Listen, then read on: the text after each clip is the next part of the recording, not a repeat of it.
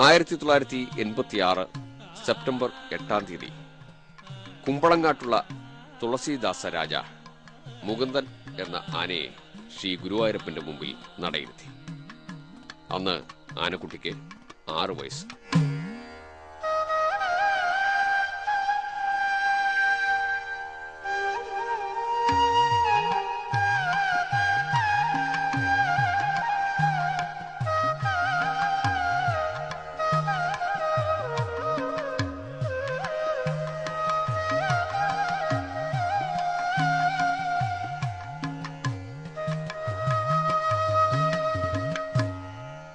ആറ് വർഷമായി മുകുന്ദൻ്റെ പപ്പാനാണ്. ഇപ്പോൾ എനിക്ക് മുമ്പേ കല്ലൂർ കേശവൻ എന്ന് പറഞ്ഞ ആനക്കാരനായിരുന്നു. അയാളാണ് ഇതിൻ്റെ എല്ലാ ചടങ്ങുകളും കാര്യങ്ങളും എനിക്ക് പറഞ്ഞു തന്നത്. അത് പ്രകാരം ആനയുടെ അടുത്ത് ഞാൻ പെരുമാറുന്നു. ചാരനിറമുള്ള മുകുന്ദന് നഖങ്ങൾ 18 അണ്ണാക്കിൽ കറുത്ത പുള്ളികൾ, വിരിഞ്ഞു പരന്ന തലക്കുന്നി, ചെറിയതല്ലാത്ത താമരയിതൾ ചെവി, അടഞ്ഞ വായുകുംഭം, തെറിച്ച കൺപോളെ,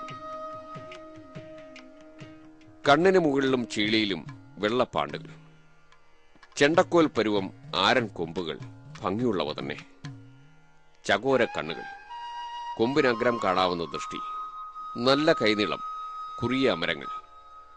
31ലേക്ക് കടക്കുന്ന മുകുന്ദന്റെ തൂക്കം 2800 കിലോഗ്രാം വരും. ഉയരം 8 അടിക്ക് മുകളിലും.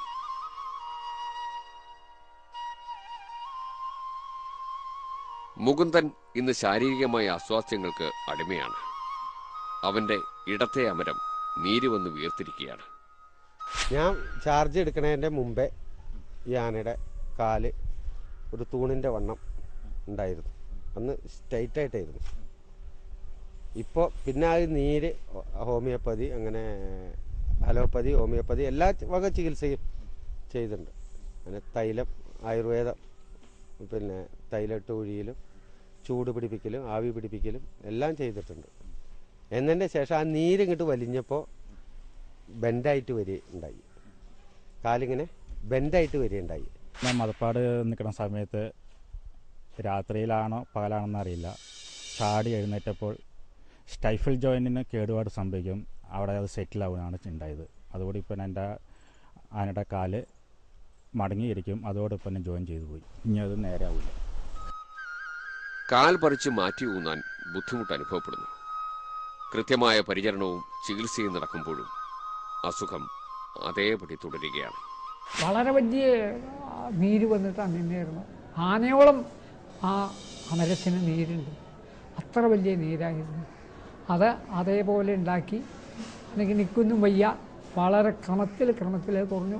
മാത്രമല്ല ഉള്ളിലേക്ക് അതിന് പറ്റിയതായിട്ടുള്ള മരുന്നുകളും ഒക്കെ എഴുതി കൊടുത്ത ദേവസ്വക്കാരാവ് ചെയ്ത് ആന വളരെ സുഖപ്പെട്ടു. ആന ചികിത്സ ചെയ്യുമ്പോൾ പാപ്പാനും അതിൻ്റെ അധികാരികളും അതേപോലെ ഇൻട്രസ്റ്റ് എടുത്താലേ വൈദ്യൻ്റെ ചികിത്സ ഫലപ്പെടുള്ളൂ. അത് വളരെ നന്നായിട്ടുണ്ട്. ഇപ്പം ആന ചെരിഞ്ഞ കാലാണെങ്കിലും യാതൊരു ബുദ്ധിമുട്ടുമില്ല, തന്നെ നടക്കുന്നുണ്ട്. തെറ്റി വന്നാൽ നിഷ്പ്രയാസം കീഴ്പ്പെടുത്തും ആനക്കാരനെ. പ്രഗത്ഭരായ പല ആനക്കാരും പരിചരിച്ചിട്ടുണ്ട് മുകുന്ദനെ. അവരെയെല്ലാം അവൻ നോവിപ്പിക്കുകയും ചെയ്തിട്ടുണ്ട്.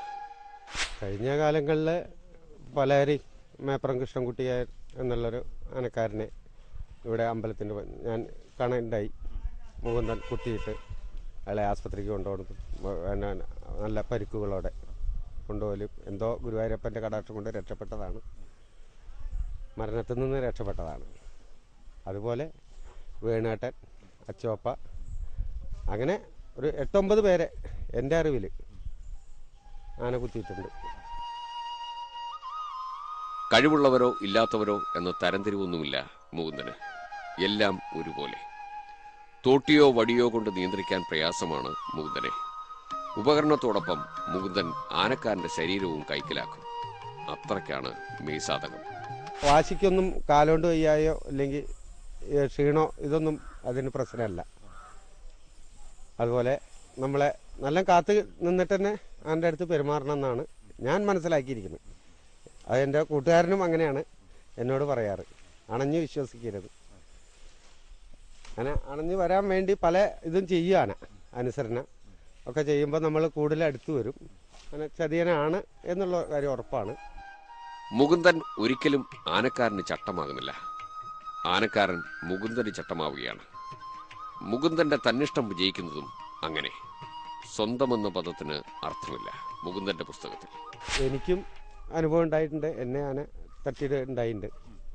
പക്ഷേ ഭാഗ്യവശാൽ ഒന്നും പറ്റിയില്ല, ഞാൻ രക്ഷപ്പെട്ടു. പിന്നെ എനിക്ക് ആനോട് ഇപ്പോൾ സ്നേഹമുണ്ട്, ആനോട് എനിക്കും ഒരു വിശ്വാസമുണ്ട്. താൻ ആരുടെയും കീഴിലല്ലെന്ന ഭാവം. തന്റെ ഭക്ഷണം പോലും മറ്റുള്ളവർ മുമ്പിലെത്തിക്കണമെന്ന ധാർഷ്ട്യം. വർഷങ്ങളായി യാത്രകളില്ല, പുന്നത്തൂർ കോട്ടയിൽ മാത്രം.